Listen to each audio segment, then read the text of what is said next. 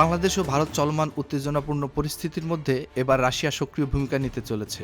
একদিকে ভারত, অন্যদিকে আমেরিকা, পাকিস্তান, তুরস্ক, আরেকদিকে চীন। এমন প্রেক্ষাপটে রাশিয়া, বাংলাদেশ না ভারত কোন দিকে অবস্থান নেবে?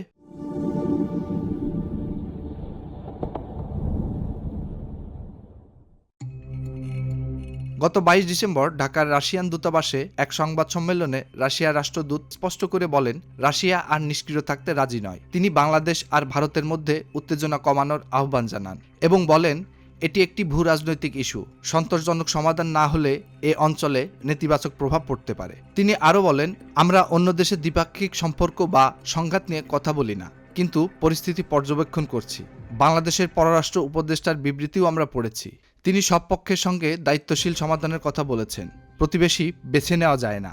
ইউক্রেনের অভিজ্ঞতা আমাদের উদ্বেগের কারণ। ভারতের সঙ্গে উত্তেজনা যত তাড়াতাড়ি কমানো যায় ততই ভালো, কারণ ১৯৭১ সালে বাংলাদেশের স্বাধীনতায় ভারতের বড় ভূমিকা ছিল এবং রাশিয়াও সমর্থন করেছিল। ৩ দেশ কাঁধে কাঁধ মিলিয়ে দাঁড়িয়েছিল। রাষ্ট্রদূতের এ বিবৃতি দুটি বিষয় স্পষ্ট করে। প্রথমত, রাশিয়া বাংলাদেশ ও ভারতের চলমান উত্তেজনা নিষ্ক্রিয়ভাবে দেখবে না এবং সংকটে ভূমিকা রাখতে প্রস্তুত। দ্বিতীয়ত, রাশিয়া ভারতের ঘনিষ্ঠ বন্ধু। ১৯৭০ সাল থেকেই এই সম্পর্ক অটুট। ইউক্রেনের উদাহরণ তুলে ধরে তিনি সতর্ক করে বলেন, বড় প্রতিবেশীর সঙ্গে উত্তেজনা বাড়ালে পরিস্থিতি গুরুতর হতে পারে। এতে একটি সূক্ষ্ম সতর্কবার্তা রয়েছে বলে মনে করেন অনেক আন্তর্জাতিক বিশ্লেষকরা। আর এই বিবৃতির কয়েকদিন পর ২৫ ডিসেম্বর বিএনপির ভারপ্রাপ্ত চেয়ারম্যান তারেক রহমান ১৭ বছরের নির্বাসন শেষে দেশে ফিরেছেন। তার ফেরাকে কেন্দ্র করে ভারত রাশিয়া যৌথ ভূমিকা নিয়ে সোশ্যাল মিডিয়ায় ব্যাপক আলোচনা চলছে। বিএনপি, জামায়াত ও আওয়ামী লীগের অনলাইন কর্মীরা ভিন্ন ভিন্ন মতামত দিচ্ছেন। বিএনপি কর্মীরা এ বিষয়ে তুলনামূলক নীরব থাকলেও জামায়াত কর্মীরা খোলাখুলি বলছেন, তারেক রহমানের ফেরার পেছনে ভারত রাশিয়ার সমঝোতা রয়েছে। এতে ভারত তার হারানো প্রভাব ফিরে পাবে এবং রাশিয়া ভারতের বন্ধু হিসেবে এতে সমর্থন দিয়েছে।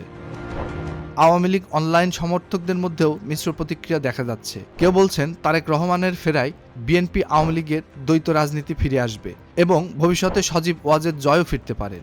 এতে তারা ভারত রাশিয়ার ভূমিকা নিয়ে আশাবাদী। আবার কেউ কেউ মনে করেন, ২০২৪ সালের ৫ আগস্টের পর আওয়ামী লীগ ভারত রাশিয়ার সমর্থন পেলেও মাঠের রাজনীতিতে সুবিধা করতে পারেনি।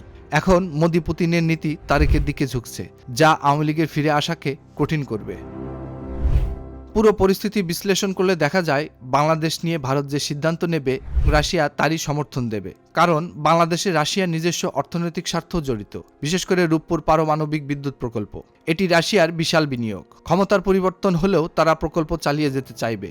রাশিয়া কোনো একক দলের বন্ধু নয়, বরং কৌশলগত অংশীদার। আসন্ন ২০২৬ সালের ফেব্রুয়ারিতে নির্বাচন দক্ষিণ এশিয়ার এ অঞ্চলের ভবিষ্যৎ নির্ধারণ করবে। রাশিয়া তার ব্যবসা ও ভূকৌশলগত স্বার্থ রক্ষা করতে চায়।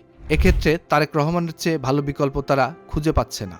ভারতের ক্ষেত্রেও একই, কারণ বাংলাদেশে জামায়াতের শক্তিশালী প্রভাব ভারত কখনোই মেনে নিতে পারবে না। তাই রুশ ভারতীয় শক্তি কোন রাজনৈতিক দলকে সমর্থন করবে তা স্পষ্টভাবেই অনুমান করা যায়।